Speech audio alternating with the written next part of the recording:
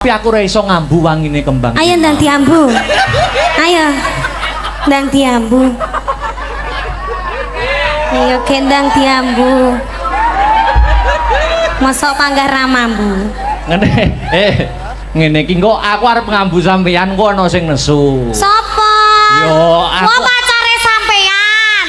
Yo ora. Oh wis duwe pacar. Ora duwe.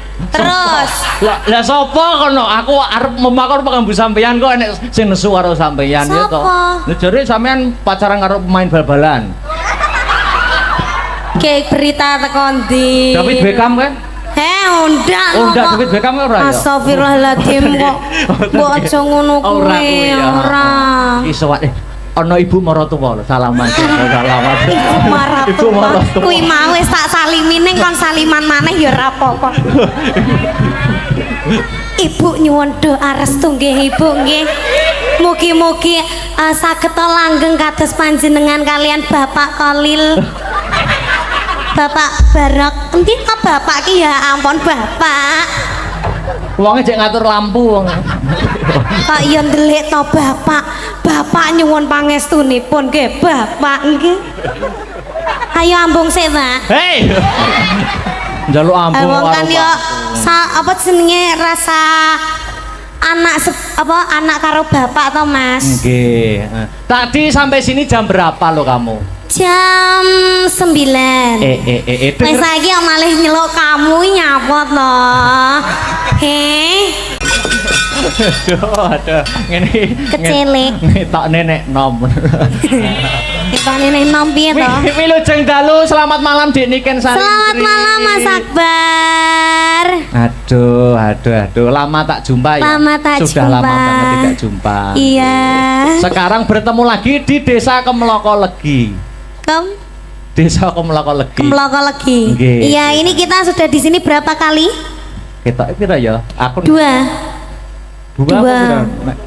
Nek karo Dik Niken. Peng 10 harepe maksudnya. Harepe ya. Iya. Injih alhamdulillah kita sowan teng desa mriki malih ya Mas. Nggih. Injih niki acarane. Acarane Hari Sumpah Pemuda. Hari Sumpah Pemuda. Nggih.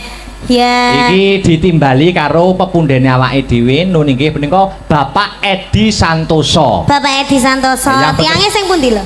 Bapak Edi Santoso lenggahe wonten pundi nggih? Oh, terus repot mungkin, Dik. Oh repot, ya pun didoani aja. Didoakan aja. Semoga sehat selalu, panjang yuswanipun. Amin. Lan ugi sing mirsani dateng mriki kula ngaturaken matur sembah nuwun sanget. Ya. Amargi sampun ikut hadir memeriahkan acara dalu niki. Mugi-mugi pinaringan sehat selamat wilujeng sedanten. Amin. Panjang yuswanipun. Amin. Rezeki ingkang kathah barokah turah-turah ora lokaning malah kebak. Amin. Ya rabbal alamin. Hari Sumpah Pemuda, Dek. Hari Sumpah Pemuda. Nah, harus semangat. Iya. Ya toh, karena kita mengingat perjuangan para pahlawan-pahlawan pemuda-pemuda zaman dulu dalam merebut kemerdekaan. Izo. Wah, semangat ora? Semangat. Ojo sambat ngantuk, ojo sambat kesel, ya toh. Sopo sing sambat? Lho sampeyan no, senadyan jadwale iki padet, ya toh. Iya. Tapi harus semangat karena sing nonton kepareng rawuh. Semangat no, kan derek Ayang Akbar ki harus semangat menciptakan suasana yang indah. Sayang itu loh kalau diajak bicara kenapa tuh kok pegang HP tak sita loh HP nih. Ngene lho, ngene. Aku mbok celuk sayang, aku arep balesi iki ya piye ya? Ya wis ndak usah, berarti kamu ndak sayang sama aku. Ora nih ora sayang ngono ora. Terus Yo aku ki yo dadi wong lanang yo serba pengertian toh, ya toh. apa? Aku ki arep bales jawab sayang, tapi kok ibaratnya ngene lho, Dik. Umpama diibaratkan ya. Piye. Umpama arep tak jawab sayang, ya toh. Ibaratnya jane aku wis suwi pengen nyeluk sayang. Jane aku wis suwi.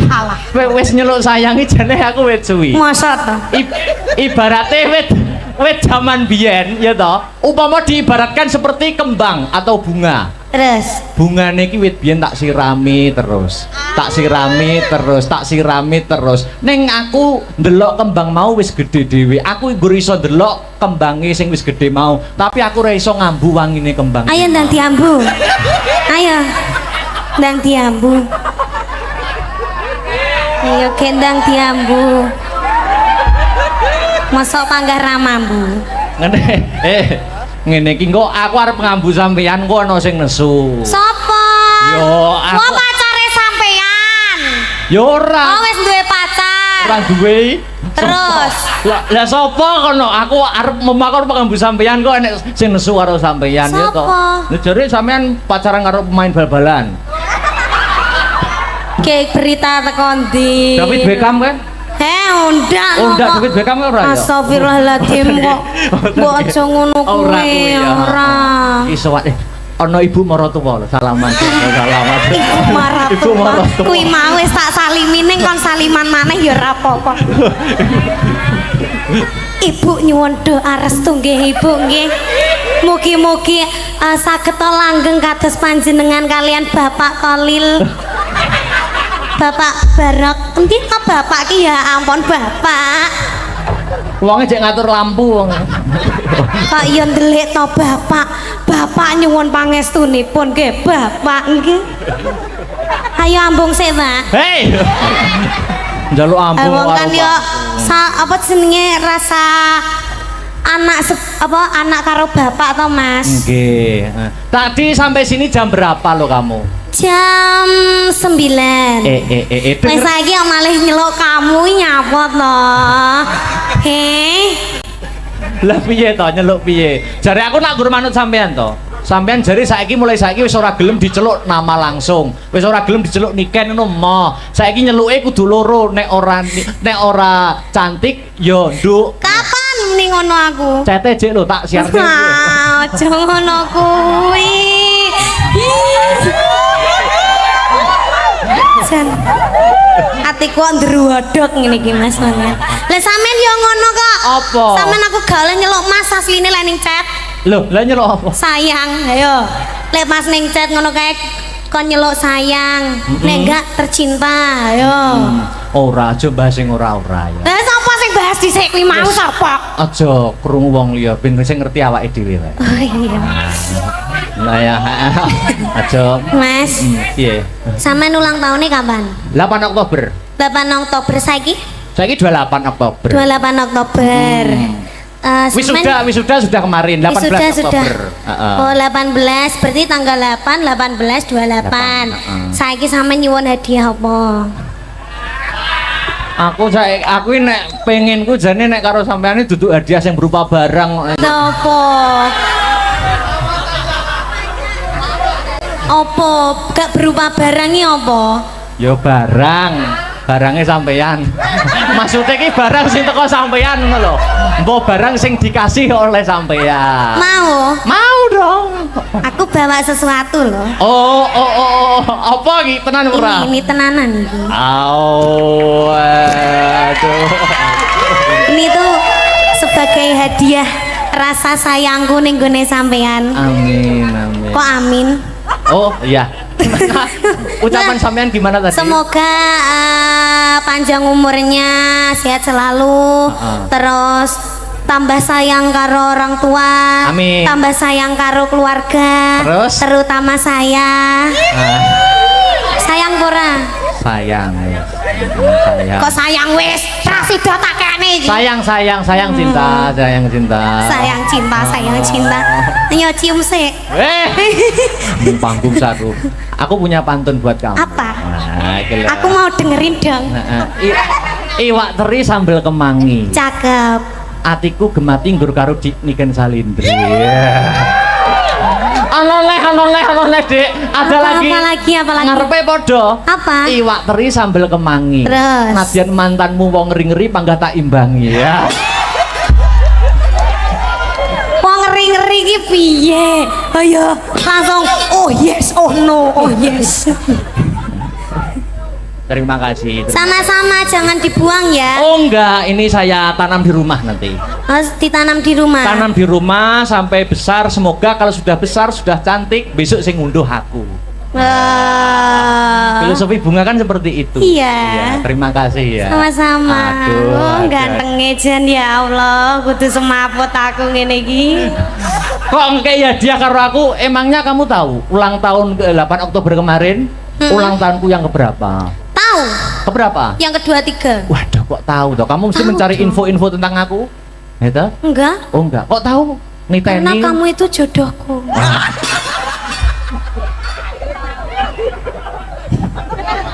Ngene iki seneng kono ndelok ya apa wis goblok-goblok.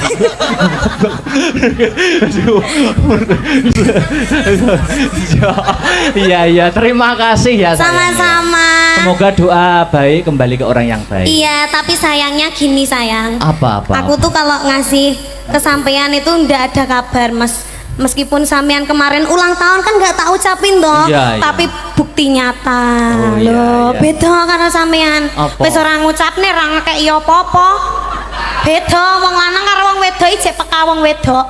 Aku ki arep ngucapne, aku jane wis nunggu wit biyen. Arep ngucapne wedi ana sing salah paham. Ngono lho, Dik. Enggak ngono wae. Lah piye to? Aku arep maju mundur. Ngomongnya aku ndak punya siapa-siapa selain kamu, tahu gak?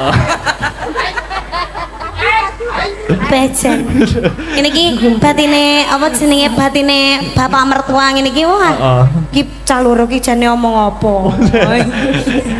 Terima kasih. Sama-sama. Ini banyak loh yang lihat bakul-bakul penjual ya dari sore sudah banyak. Begini apa? Lah kan banyak toh Mas kagum. Oke ya. Iya, ini diparingi tetembangan apa ngobrol mawon Ibu? Loh, yo dikek itu tembangan no. Nyanyi? Inggih. Inggih nyanyi napa? Nah, wis. Lagune sing hot napa sing alus? Sing kasar napa sing alus? Sing alus enggak kerasa, enak kasar. Kok yo ngerti senenganku. Apa senengane? Sing kasar mau lho. Apa? Ana permintaan apa sing minta ning sampean mau minta apa? Ada cundamani. Iki ana cundamani dari pemuda Kemloko Legi, Mbak Niken Salindri. Ya toh? Iki ana meneh dari pemuda dan pemudi Sambiroto minta satu rasa cinta Niken. Iki enake sing alus apa sing kasar sih ya, Mas? Manut sampean merdikane sampean. Alus kayak dikasarke, masuk kasar dihaluske. Yo. Gamelan sing musik ngono piye? Iya. Oh, ngono yo kena. Dari pemuda iki ana sing lewung. Ana Lencong. lewong kok lencong ya. Terus iki ana nemen. Wah, wis milih mawon pundi. Wah, dilemas Akbar terus susuku bedak. Ngono yo coba Iki omong. lho, lah Coba omong ning kene. asine ning jero batin tapi kucap ning lambe kok ya sepurane. Iya. Ono jadi omong ning panggung. Asine atine Mas Akbar yo kudu tak benakne ngono kuwi. Ora. Iya ta? Aku nek ro nggon pakaianmu kene rusak iki ora malah kudu tak benakne. Terus Tak rusak pisan lho. sampean kok gitu toh Mas? Ora. Kamu ingin wanitamu terpandang auratnya di depan umum Boten, gitu toh? boten. Maksudnya dirusak itu dikasih yang lebih baik. Nah, gitu loh. Ora ngono kuwi yo pikiranmu kleru kok. Alasan tidak tepat nih. Ayo monggo Mardika sik, Dik. Ayo. Apa ya lagunya? Nah, ki ono lewung nemen cinta satu rasa cinta Cundomani. Niku mawon. Apa? Lorati 2. Oke, Lorati 2. Didamel langgam sik engko didangdutke. Oke. Sip. Buka celuk apa buka monggo Mardika wae. Karepe. Oh, buka celuk. Oke. Lorati 2. Nganggo mukadimah ning season limbuan bersama Dik Niken Salindri. Oke. Yuk. Monggo. Niken duduk sini. Kenapa? Kamu nggak bisa jauh dariku toh asline? Jauh. Sik. Aku tak tanya ya. Kenapa? Saiki sampean kan termasuk seniwati multitalenta, ya toh? Ya toh. Panggung wayangan tuk kulon tuk etan lor kiduli mesti bintang tamu Dik Niken. Sejaranan campur sari dan lain sebagainya, ya toh? Sampean apa ora pengin belajar ndalang ora ketang sithik-sithik ngono ta? Belajar dalam. Ora ketang sithik-sithik. Pengen. Heeh. Tapi aku ndak iso. Loh, Belajar ya. jenenge belajar kan nggak ada salahnya gitu toh. Kapan lo lek belajar? Ya upama apa ora ketang nyekel wayang sithik ngono. Bisa apa enggak? Upama gelem apa ora? Upama tak arahi ora ketang sithik teknik Mau. apa? Mau ora? Mau tenan ora? Mau. Aja mesam-mesem tak rabi kapoke kok. Gelem Mas. Lho kok gelem Mas? Upama tak arahi teknik memanah wayang. Gimana?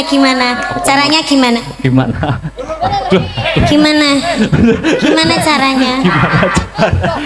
Mama sampean duduk sini, aku di belakang gimana? Boleh duduk Kamu sini. harus pakai ini ya, ndak bisa pakai gini. Nggak bisa, Oh. karena nggak ada yang buat nyelempet ini. Sini, maju. Mau sini, mau duduk sini. Aku mbok pangku. Ojo no. Oh sakit. Aku minta apa ya ampun, sakit apa enggak? Piye? Sakit apa enggak? Duduk sana. Oh, duduk Madep sana. Oh iya, madep. Opan. Tuh. Iya loh. Wis barang wis sak nyamanmu. Ngene iki iman kuat, Imron sing ora kuat. Oh, namanya Imron. Kok jelek sekali. Besok tak ganti Dargombes. Ini mama ada wayang ini namanya tokoh Arjuna. Oh, Arjuna. Tak ajari teknik memanah. Oh, memanah itu gimana? Oh, memanah itu gini ya. Memanah ini gini, ya toh? Ya. Ini gini dipegang. Dipegang. Lah ini ditarik. Seret. Panahnya ditarik, panahnya dilepaskan. Dus, aduh kena niken. Lah kena aku loh. Bisa apa enggak jajal? Dipegang. Ini caranya megang gimana? Ditempelkan ke geber, kelir. Nah, ya toh? Ya. Ditempelkan ini tangannya dipegang di sini. Ya toh? Di sini ya toh? Ini bokongnya agak diangkat bokongnya. Bokongnya wayang, bokongnya wayang. Kok bokongnya kamu? Kalau bokongnya kamu jangan di sini ya. Ini tangannya ini gimana? Ini kalau silo nggak bisa ya? Nggak bisa. Oh, tak silak nih piye? Maksudnya ditata nih loh. Ini dipegang sini. Ini tangan ini gimana ini? Itu betul. Ini terus? dipegang gini ya. Dilepaskan. Panahnya yang dilepaskan. Lu jari Pak kena limbu lho. Terus bisa apa enggak? Sudah paham apa belum? Sudah bisa Paham? aku bisa. Ayo diulangi lagi. Kok Sabar. kayak mulang guru apa jenenge? Apa? Capau to, Mas? Gawean paling ngangeli ngomong niken kok jan tenan. Wah, ngono. Lah, ngene. Ini tangannya lurus, tegak lurus ya toh. Nah, tangannya ke depan, gini. Tuh, gini, Awas ininya tangannya. dilepaskan. Ininya. Oh, ini. Cul nodek, kuwe enak nang. Oh, jan lega tenan. Penak toh? Penak. Andani kok. Ngomongi ha. Wis. Wis. Engko tak privat neh ning omah ya. Jan rasane mak teratap semriwi kok, Mas. Jangan. Hati-hati. Panas mentok aku jen. Duduk sini dulu. Temannya aku. Ya ini ada lagi bintang tamu Soko. Oh, ada binatang tamu. Ya, yang gantengnya lebih dari aku. Oh, tapi ndak mau. Lah apa? Aku sudah dibutakan olehmu. Wow. Namanya Mas Miu. Oh, Mas Mio. Miu. Kayak motor ya, Mas ya? Miu. Ayo Mas Miu ke sini. Ini kan tadi sudah bisa ya? Sudah. Teknik memanahnya. Iya, Ya, sudah. kapan-kapan AA latih lagi ya. Iya, AA. Telek. Telek-teleknya apa tadi? Aku nyawang kok HP kudu tak banting HP ku. Lah nyapo? Nyapo lho. Isine aku kingkeki terus teko kene arep kon dadi bat nyamuk ngono apa piye? Lah, Kok sobat nyamuk itu? kok sobat nyamuk lho. Aku ki yo ngenge ono bar. Oh, mau mbek aku. Iki karo iki lho, cuk kuwi. Lha apa? Ya umpamane kowe karo kono aku yo sak ora-orane olehno buta apa-apa ngono lho. Mau njaluk buta, Mas. Timbang ora ono. Enek nek mau menungso kloget-kloget ke larva ning kono mau. Oh, to sing nganggo klambi bling-bling mong to. Oh, nggih bling-bling ngono mau. Joget-joget. Wah, mau Wayak. enek. Lagi iki lho. Enek mong jane. Enek mau jane. Ning warung malen jan. Apik. Iki Sik kiki mangkal. meh aku metu ora dandan ngene. Lho nyapa? Nganggo jas no. Kok iso? Lho eneng lanang eneng wedok aku sing dadi naipe. Oh. Masuk ra? Masuk. Lah iya, masuk ra? Iya. Lah. Heeh. Oh nek iki asline wis nek iki. Piye? Apa? Lho maksudnya wis padha karepe ngono lho. Wilujeng dalu. Wilujeng dalu kowe. Dik Akbar. Alhamdulillah. Dik Niken. Wajan matur gunging panuwun. Sampun paring tinimbalan dene Pak panjenenganipun Bapak Edi, Bapak Dewan, Bapak Edi Santoso, anggota Dewan DPRD Dapil Komisi 4. Nggih, matur sembah. Kowe rene, Nduk. Kowe yo aja cedak-cedak Akbar kuwi ketoke meneng ning ganas meteng lho minggu kene. Astagfirullahaladzim. Aku dilokne pria yang tidak baik-baik saja. Alah ora tetep bagus, tetep bagus. Kebak ing tata krama kok. Weh, ya. Heeh. Dekne kan mau menemani itu. Mau, tapi nanti aku digondol mulai gimana? Kamu takut apa gila? Nyuwun sewu lho Nduk, lah nek iki kan isih arep belajar lah aku wis loro Apa nih? sitok banci sitok bengkel. Tapi sampean yo nafsu to mbek aku. Kowe iki nek tak anggit Apa anak ngarep? yo anakku, Apa yen yo tak kan? anggit adi yo adiku. Akbar petuk mbiyen ki isih cilik wis dalang lho iki. Mosok. Acara teng provinsi Jawa Timur keliling Padang Bulan ngenderekke Pak Edi Brojo mbiyen. Sampean ngerti napa sebabnya aku wit cilik kok ndalang padahal bapak ibuku tuh dalang? Sebabe Sebabnya aku mbiyen pas ning kandungan ibu sering dikirimi mic. lho. Dikirimi mic. Wireless Ini mic-e piye? wireless tanpa kabel. Warnane apa? Warnane apa ngono kuwi? Mbuh ra patek tamat aku, Dek. Aku ki sakmono uga, Ger. Aku sakmono uga nyuwun sewu meo kan kembar. Lho. Meo kembar. Oh, heeh.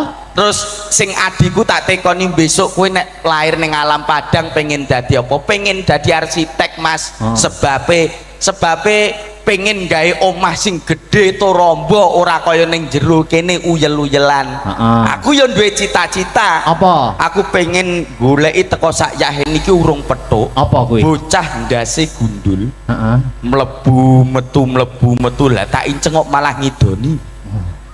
Aku urung paham sing dadi pikiranmu kuwi aku. Mosok rong, Pak? Balenono sithik ngas. Kono yo duwe lambe ning ndas. Lho, piye kuwi? Meletek ndase. Gung paham aku, gung Kok paham. tak WA. Heeh, gung paham aku. Wewe niken urung paham Aku kowe. urung paham, aku karo nikah nak wong polos to. Oh iya. Piye-piye urung genah apa piye, Dik ya? Orang. Alah. Nek wis genah pala ada cekakaan ya Mas.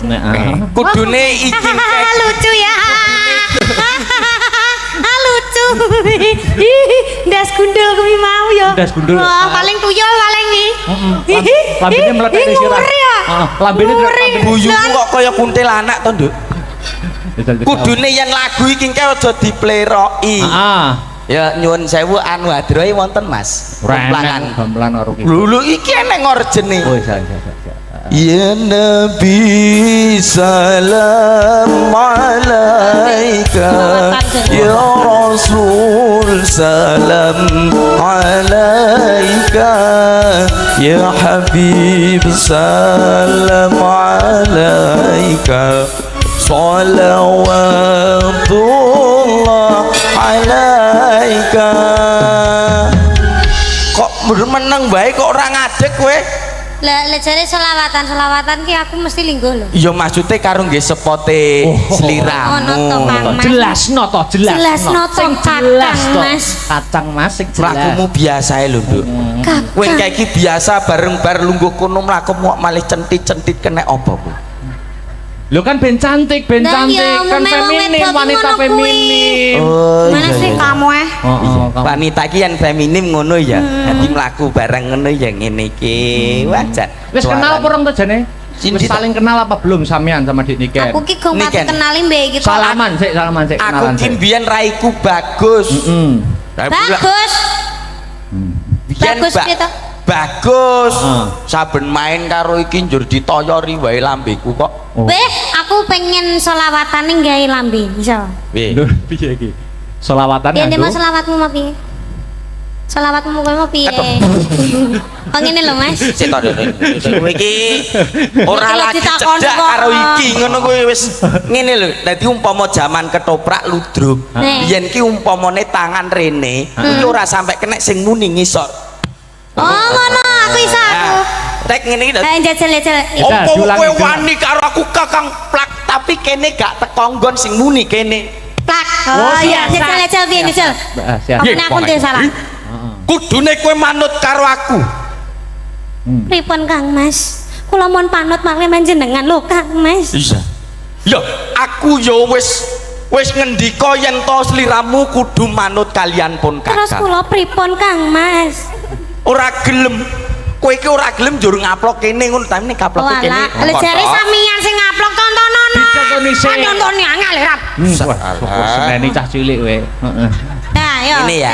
Dang. Teknik. Piye? Teknik ngaplok. Plak. Tek. Oh, ngono dadi sing muni kene ne. Heeh. Oh iya iya iso aku iso. Ayo, ayo Duk, di ero. Lho kok pakai kono? Lah isone ngene kok. Heeh. Piye to ki? Isone ngono ora apa-apa to. Iki pamen aku ngesoni kono. Aku lah mbok seneng nganggo mie kuwi. Lah nyapa?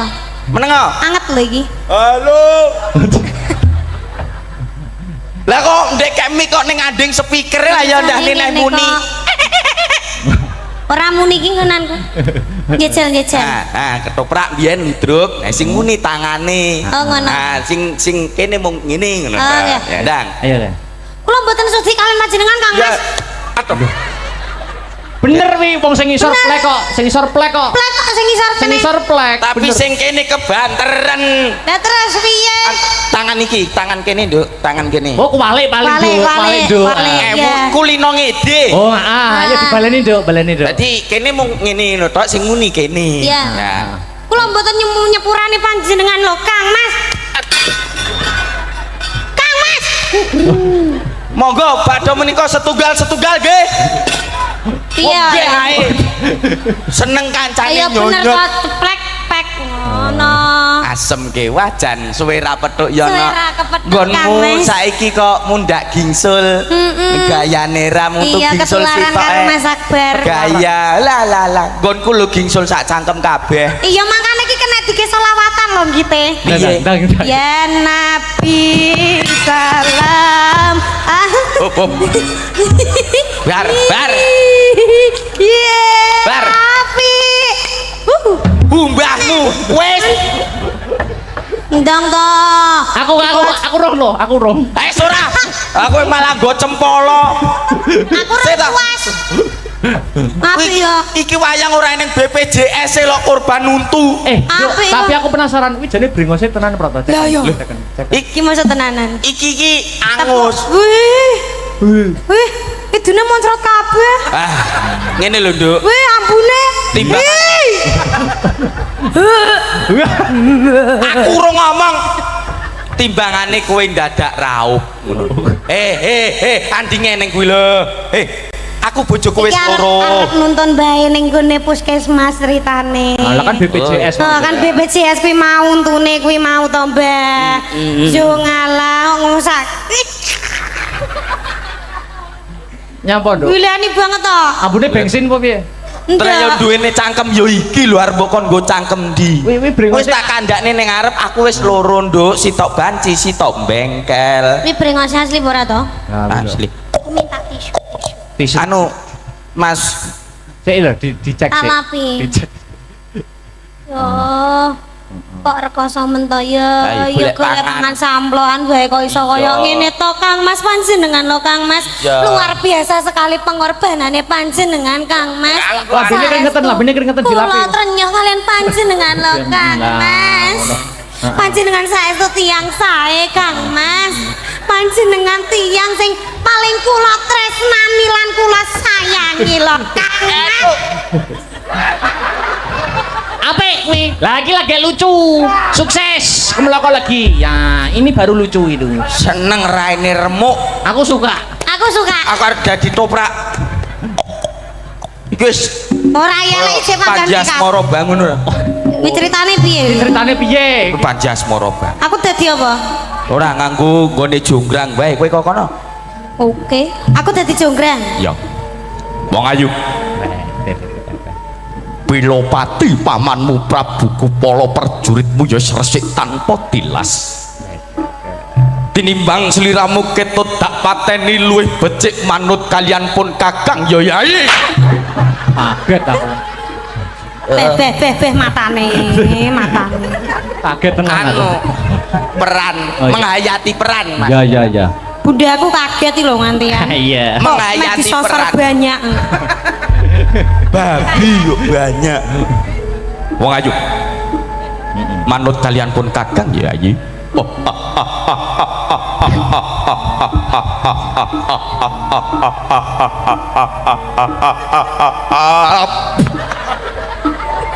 Wadah apik kuwi kok. Aja banter-banter tukei lho. Lah ben kok ora ngamangap maneh kok.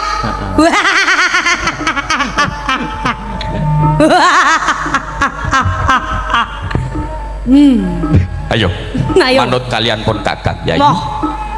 Opo Bandung kurang sugih? Heeh.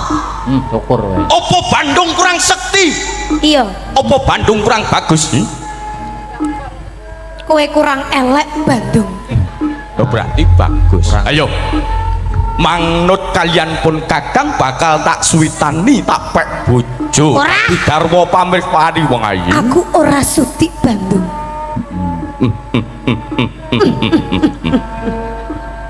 Kowe kok nerokke aku?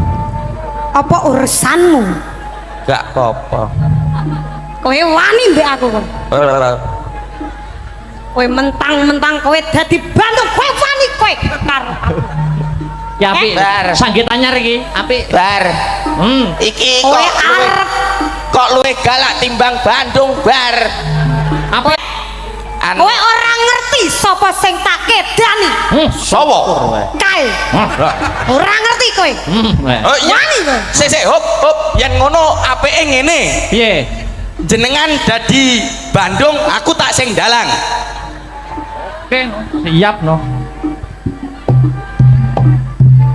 Fragmen. Bandung ki biasane ora disetujoni karo Roro Jonggrang. Nah sing dadi Bandung saiki Mas Akbar. Sampeyan sing dadi Kowe engko mesti ditolak. Truk. Wah sing ngono. Rina pantaran ning wengi ora ana wanita sing tak penggalih, ora ana wanita sing mlebu ning jantungku kejaba mung sliramu wong ayu. inggih Bandung. Bar. Bandung. Kula tresno kalian panjenengan lho Bandung. Dasare Roro Jonggrang kuwi seniwati. Bandunge seniman. Besok awake dhewe nek wis rabi, ya toh? Iya. Ngarep omah dibangun pendopo, kei gamelan, cah-cah tabuhan awake dhewe ngrungokne. Oh, Kang Mas. Duh, mentah romantise Minta ya. romantis ya Kang. Telek. Weh, iki wangono ngetokne mic. Oh, apa mike nganu kecokro untu. Keduwuren. Piye to ki? Kowe iki roman ya roman, aku rung mapan nih mbok tinggal. Lha iki dipiyekne karepmu. Mike keduren Mas. Rodok ndek deloken mau mic Nyocok teko moto moto. kuwi. Iki ora mike sing salah. Apa? Cangkamu kegeden. Niki mike kurang ngisor. Nah, Roro Jonggrang, Dalem Kang Mas. aku ana kabar anyar kanggo kowe. Napa Kakang Mas? Apa ora roh yen to negaraku saiki ana maling? Sinten Kang Mas? Malinge ora ana liya, malinge kepengin ngruda paripeksa aku, kepengin mutus Kang Sarta ngorak-arik hubungane awake dhewe, Jonggrang. Itu tidak bisa dibiarkan. Gak iso biarkan. Ketemu wonge gecek antemi nganti mati.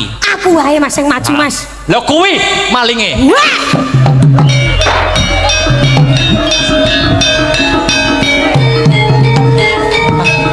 Terus piye? Piye? Lakone apa? Bantu Iki Roro lakone Jonggrang. apa? Bantu Roro Jonggrang no. Bandung Roro Jonggrang kok gepuki dalang. Ngendi malinge? Weh. Walah iki barang wis gak kena jak kompromi. Tuh silit banget.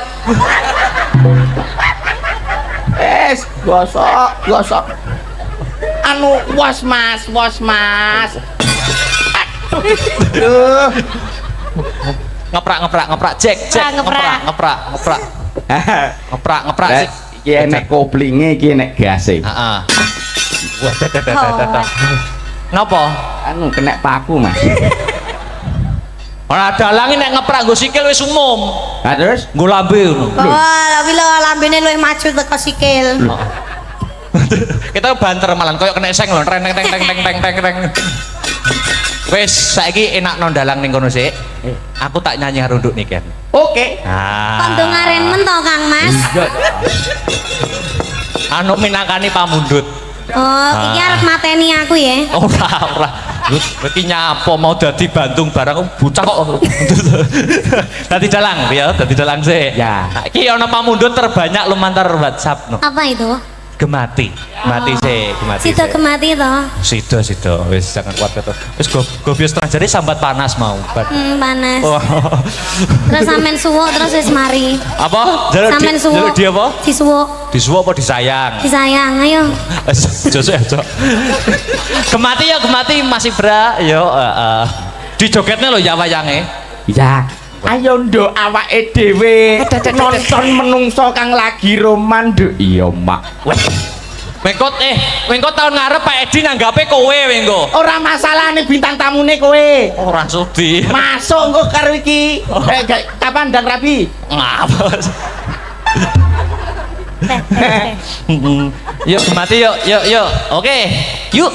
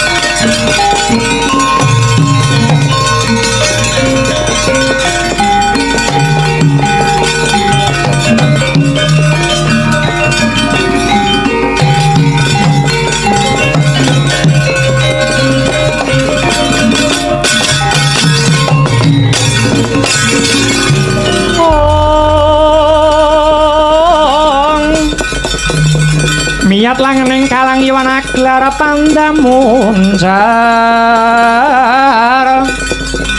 ong tinon lerek konang surem soroti tan padang kasor lan pajaring purnameng gegono dasare mongso katiga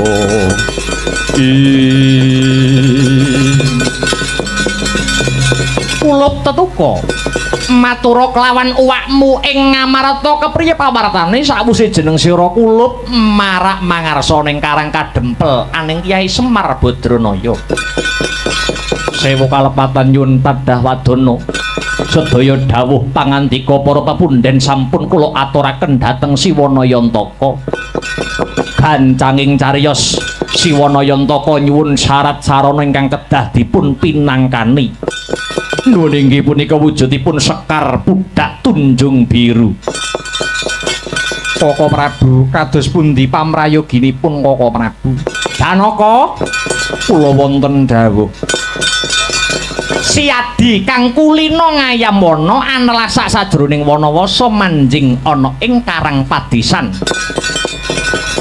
Upadinen ingkang ingaranan Sekar Pudhak Tunjung Biru mau ya Yayi. Menawi mekaten kalilan kula nyuwun pamit Kakang Mas Punta kula nyuwun tambahing pangestu. Mangsa baranga muga ledha ing karya Dimas Gatotkaca kula wonten dawuh laman awat-awatono lakuning pamanmu angupadi wujuding Sekar Pudhak Tunjung Biru nuwun inggih dhateng senika.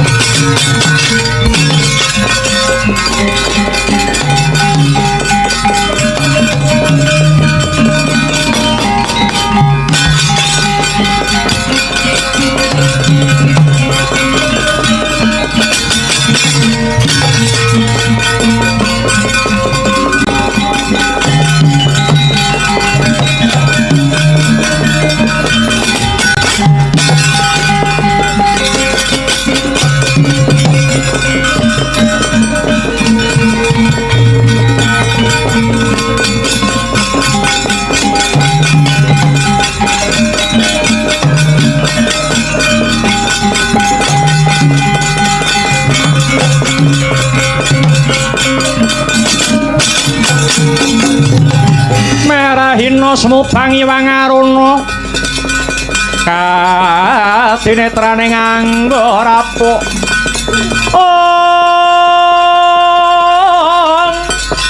sadaning kukila ringkan negara saketer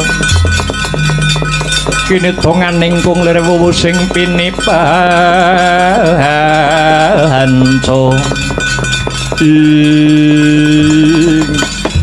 Bong ilahing nama sidam sidi sekaring buwana langgeng ulun waspadakake kaya wayah ulun Lesmana kang sowan ana kahyangan alang-alang kumitir sumengko pengawak bojro kang dadi lakumu ana parigawe apa nuninggih duh yang padha winenang kula marak sowan awit wonten perkawis ingkang saklangkung wigatos Lesmana nyuwun lumunturing sih kanugrahan saking paduka pukulun ingkang arupi Sekar Pudak Tunjung Biru Sekar Pudak Tunjung Biru kinarya kula badhe hamboyong Kyai Semar Badranaya kula Lesmana samendang tan karempit atur kita usulun tampa kanthi trawaca kita ora kleru menawa nyuwun Sekar Pudak Tunjung Biru marang jeneng ulun awit ya ana alang-alang kumitir kene papane kembang mau kulup lan wis titiwancine kembang mau linggar saka wasta ulun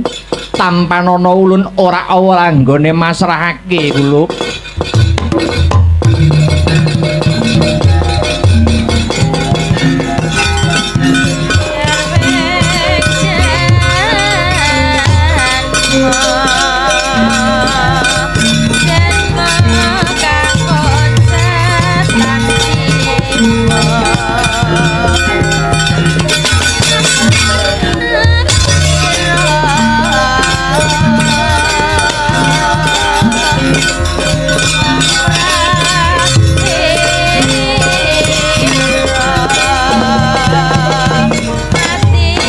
ngaturaken gunging panuwun pukulun iya kula Lesmana tiba sepadha-padha sakwise sira sembada ngregem kembang Pudak Tunjung Biru kita aja pegat ing pengati-ati nggih Lesmana ngestakaken dawuh pukulun rening sampun kasembadan panyuwun kula keparenga kula nyuwun pamit badhe wangsul wonten Pancawati iya Lesmana ulun nyangoni Raharja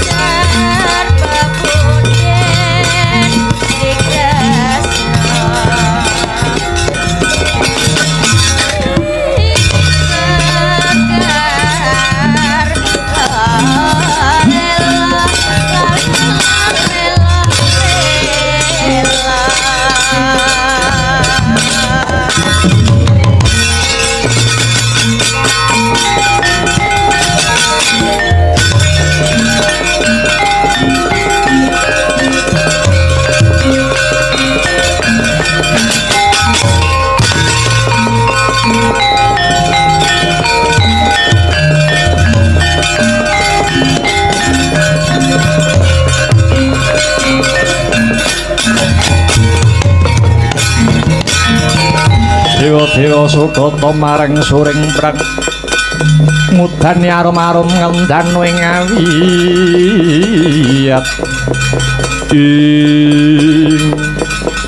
danan jaya lan tetuka kang sowan ana parigawe apa dene sira marak ana panjenengan ulun pukulun dosa menapa ingkang kula sandhang menawi kula nglairaken isining manah kawula jernyatanipun paduka hyang padha wenang sampun nyumurupi ancas kula ulup Janaka nadyan kita ora matur ulun wis mangerteni ulun paring dawuh mangkono mau mung kanggo pambukaning kandha Harjuna kita sowan marang ulun bakal nyuwun tumedhaking Sekar Pudak Tunjung Biru minangka cihna mboyong marang Semar Badranaya nanging kawruhanana kulup Sekar Pudak Tunjung Biru wis ulun paringake marang Lesmana Widagda utusan saka Praja Pancawati waduh pukulun Ormaos lingsem Janaka nyawang soroting Basanta menawi kula wangsul dereng mundi Sekar Pudak Tunjung Biru Janaka hayu mopo rasamu kalamunta Sekar Pudak Tunjung Biru bisa uwal saka astaning Lesmana ndak kira ora kurang jalaran nyuwun pangestu liwat tepining lepen tempuran kang bening banyune supaya kasembadan sediamu he Janaka. Gumaling si cincin kuling jakune kuruk rame amalungi mertandane wancine wos gagah tenjang tentang panjerina mencorong lir mangajab ing projen ayo tumandang makarya gumaling si cincin kuling jakune kuruk rame amalungi mertandane wancine wos gagah tenjang lintang panjerina mencorong lir mangajab ing projen ayo tumandang makarya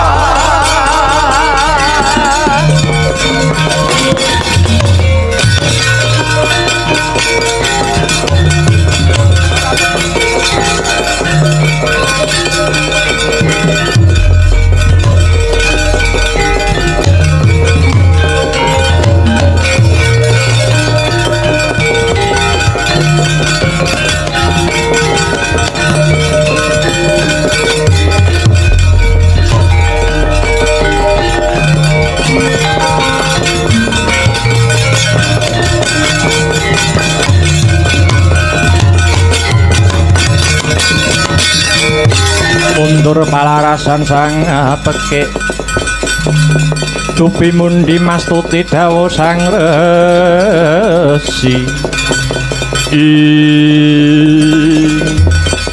apa bener jeneng sira kang jeneng Lesmana Widagdo pancen bener kowe sapa panengah Pandhawa Satya Madukara saka negara Ngamarta Raden Janaka ya Harjuna kang dadi kekasihku sumedya laku mak ngendhek marang lakuku kembang Sekar Pudak Tunjung Biru bakal tak jaluk minangka mboyong Kakang Semar yen ora mbok wulungke bakal tak rudha paripeksa lah dalah murang tata bagus rupamu ning jebule kowe arep mbegal daraku parat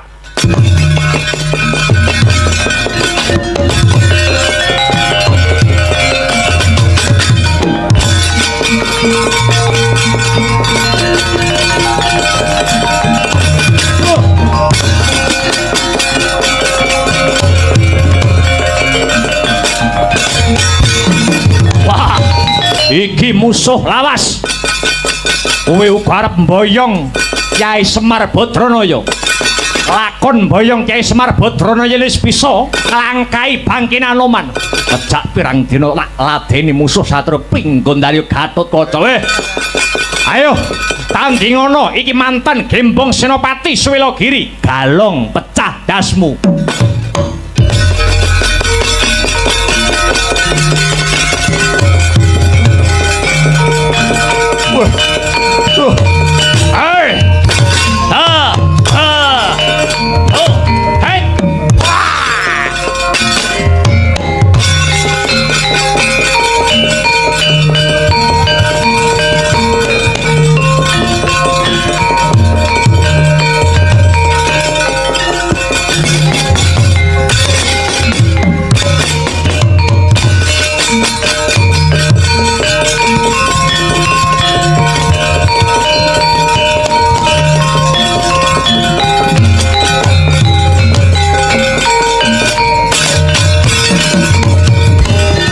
gagat dene rebutan Sekar Pudak Tunjung Biru nalika semono kodrating jagat gaweaning para dewa Sekar binelah dados kalih ingkang dinasta Raden Janaka Sekar Pudak Tunjung Biru kang diasta dening Raden Lesmana amung wujud cangkokipun kang winastan Cangkok Wijaya Mulya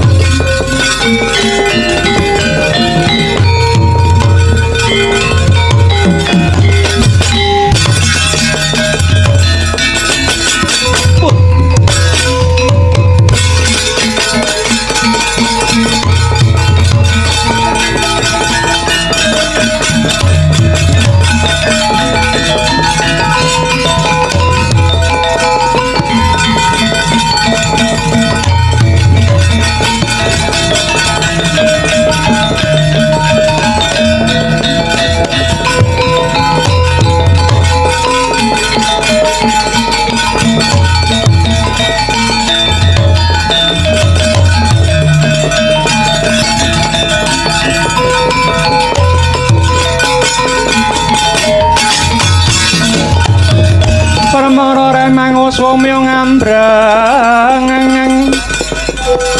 kati karunaning kaswase aneng marga memalatkung risang gondo wastrat mojo leng-leng lalu hangulati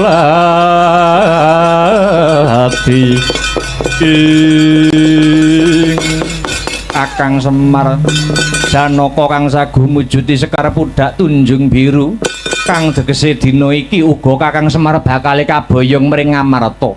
Aja percaya Kyai, sejatine sing nampa saka Hyang padha wenang kuwi Lesmana luwih dhisik nanging direbut dening panengah Pandhawa nganti aku mung ngantukake cangkoke wae. Sampun cukup, stop. Ampun dor gejekan. Kembang lan cangkok bisa pisah niki saged dados pralambang kagem Ndara kula Janaka lan Ndara Lesmana. Ndara Lesmana kaliyan Ndara Janaka niku sejatine siji ning taksih kapisahaken. Benjang dados tunggilipun wonten lakonipun piyambak. Cobi mangpirsani. Badhe kula gathuke mlih wujuding kembang lan cangkokipun Ndara.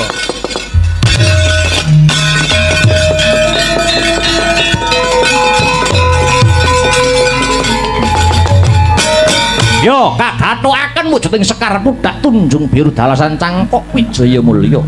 Badar sejatine wujud wenteh garwanira Kyai Semar Badranaya nenggih Bathari Kanastren.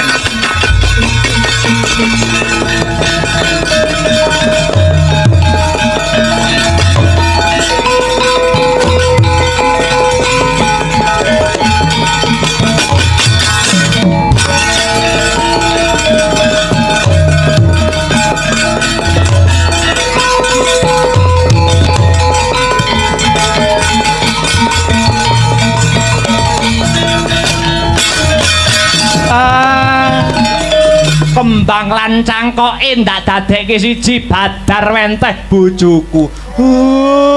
Kanastren. Inggih Kyai. Piye? Kowe sowan Sang Asih Prana. Ya yang padha winenang nampa dawuh apa? Kyai, mboten kenging kisah saking Nuswa Jawi. Sampun pundhak anggenipun Kyai Semar momong dhateng Praja Pancawati. Sakmenika gantos momong dhateng Praja Ngamarta momong para Pandhawa Kyai.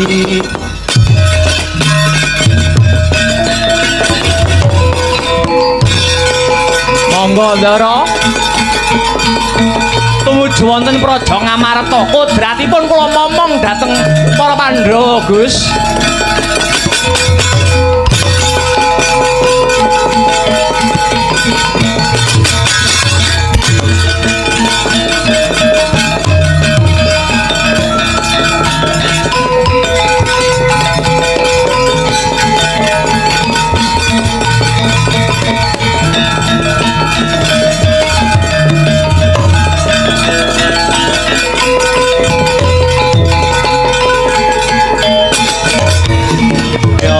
Laruta saking Gotha Sakura kula yen atanamu usa Sang Sri. Kepiye pawartane Dimas Bukaka Prabu? Ngaturi ketiwasan kula sampun nampi wujudipun Sekar Pudak Tunjung Biru ananging dipun rebat kalian panengah Pandhawa kekasih Raden Janaka. Satemah kula namung angsal cangkokipun kembang lan cangkok dipun gathukaken kalian Kyai Semar wenteh Bathari Kanastren. Bathari Kanastren paring dawuh menawi Kyai Semar kinen mapan wonten ing Nuswa Jawi amomong dhateng para Pandhawa. Nanging kala wonten pangandikanipun Kyai Semar ingkang ganjel sajroning raos kula Dawaka Prabu. Lho, Kyai Semar ngendika apa? Kembang lan Cangkok ingkang pisah awit kinarya rebutan ing antaraning kula kaliyan Raden Janaka punika mratelakaken mbok menawi kula kaliyan Raden Janaka menika sejatosipun amung sajuga ibarat kembang lan cangkokipun kula wau Doko Prabu. Ya jagat ya dewa Bathara syukur bagi jumurung. Lho, liripun kados pundi Koko Prabu paring dawuh ingkang mekaten? Lesmana Sira lan Janaka kuwi mung katone loro nanging sayektine manunggal dadi siji. Ya Raden Janaka mau kang besuke bakal dadi dalan kasuwarganmu Lesmana. Mula ora muspra anggone siadi jumujuk nganti tekan Nuswa Jawa.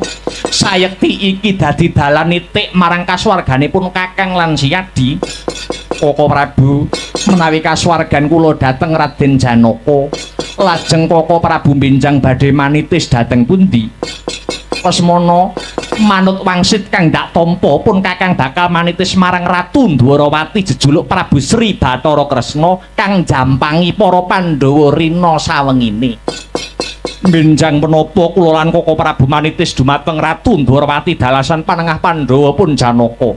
Besok ana lakone dhewe. Wis ayo luwih dhisik enggal bali ana ing Pancamati Lesmana.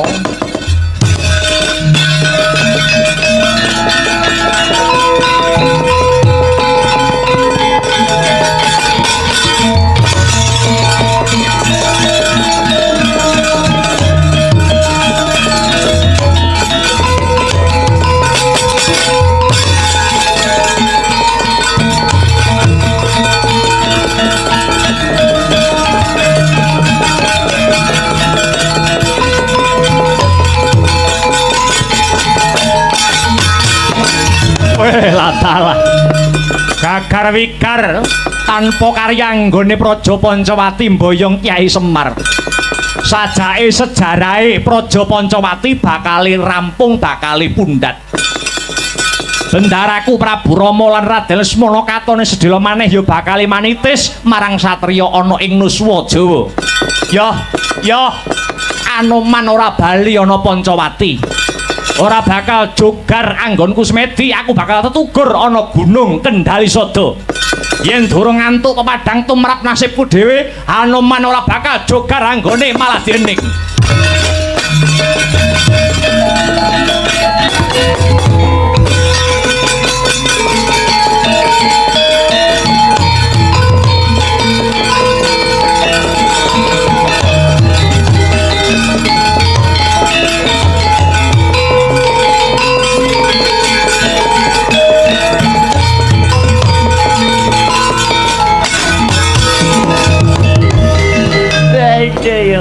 Yang tanjir Druhun Simonon tenan. Negara Ngamarta Pandhawa sing somboyong Kyai Semar Badranaya. Kurawa. Ayo barisan witing kelapa dibuka, barisan witing kelapa. Ngebyuk para Pandhawa pateni.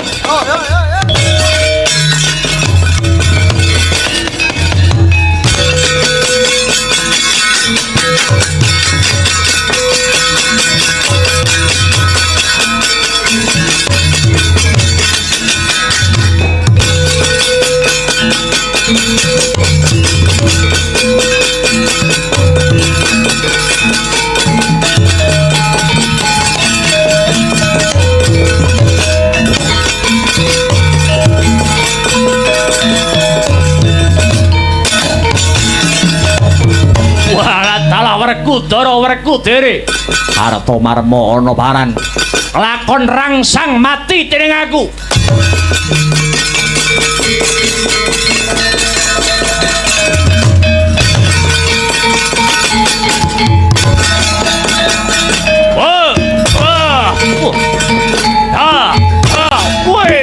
Mati aku.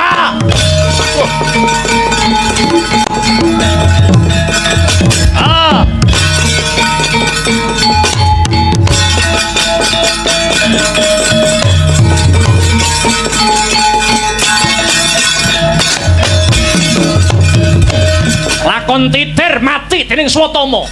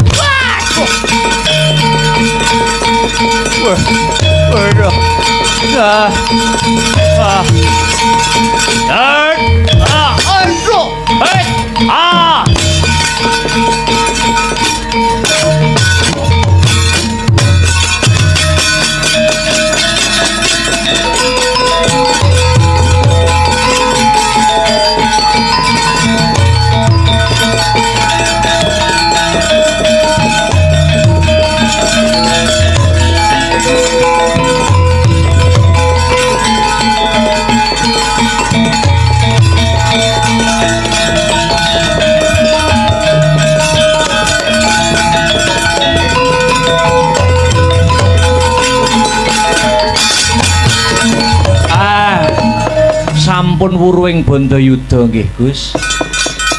Ingkang baku sing ruwet pun udar, sing peteng pun padang. Semar ingkang kasembadan boyong dhateng Amarta maratandhait nilap panas mara bumi. Utawi wahyu pamong niku sampun paripurna. Iya Kyai Semar aku melu nyekseni. Sing becik dadya patuladan ingkang ala kagilesa anut lakuning jaman. Menawi kula nggelar seratri wonten tembung sak kecap tindak sak pecak ingkang boten meranani kula sak kanca nyuwun lumunturing sih samudra pangaksami pungkasane ngatur billahi taufik wal hidayah waridha wa inayah. Wassalamualaikum warahmatullahi wabarakatuh.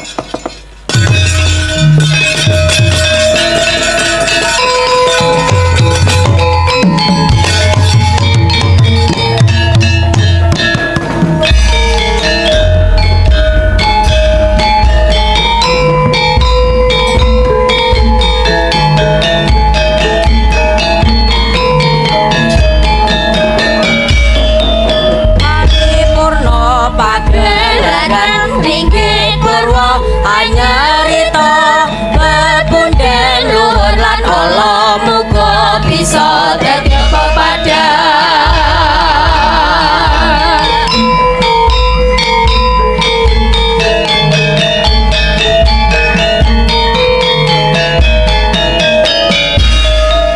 paripurna pagelaran ringkih